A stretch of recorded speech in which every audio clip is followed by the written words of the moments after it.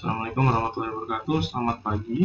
Kembali bersama Stasiun Meteorologi Ahmad Yani Semarang. Seperti biasa, akan kami sampaikan briefing ataupun guidance cuaca penerbangan untuk flight level 1000 hingga 34.000 feet edisi 15 November 2023. Diawali untuk di rute Semarang area di sekitaran wilayah kota Semarang. Secara umum angin bertiup dari arah timur laut hingga tenggara dengan variasi kecepatan antara 5 hingga 10 knot.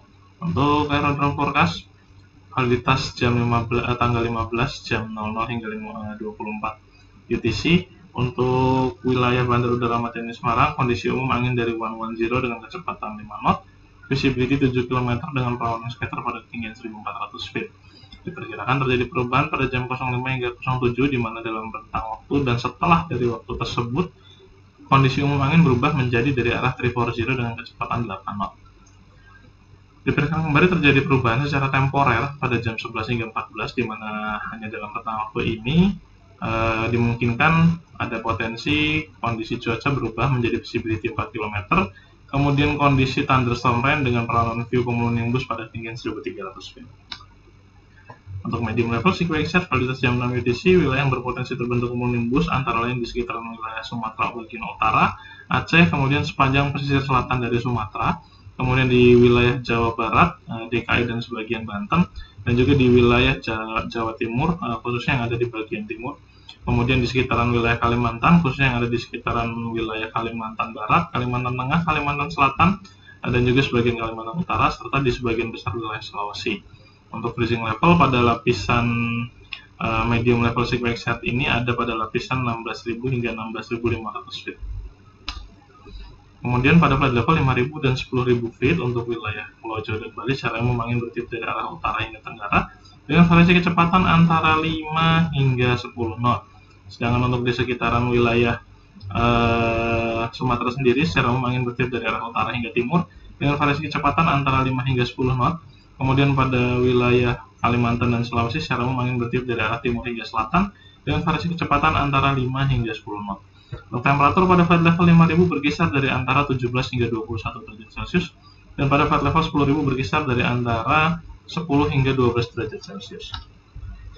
Kemudian pada flight level 18.000 hingga 34.000 feet untuk di sekitaran wilayah Pulau Jawa dan Bali, angin secara umum bertiup dari arah utara hingga tenggara dengan variasi kecepatan mulai dari 5 hingga mencapai 30 knot. Sedangkan untuk di sekitaran wilayah Sumatera, Kalimantan, dan Sulawesi pada flight level 18.000 hingga 34.000 feet, kondisi tiupan angin cenderung sama, yaitu dari arah timuran dengan variasi kecepatan mulai dari 5 hingga mencapai 35 knot. Untuk kecepatan tertinggi tentunya ada pada lapisan yang lebih tinggi, yaitu pada lapisan 34.000 feet. Untuk temperatur pada flight level 18.000 berkisar dari antara -2 hingga -5 derajat Celcius.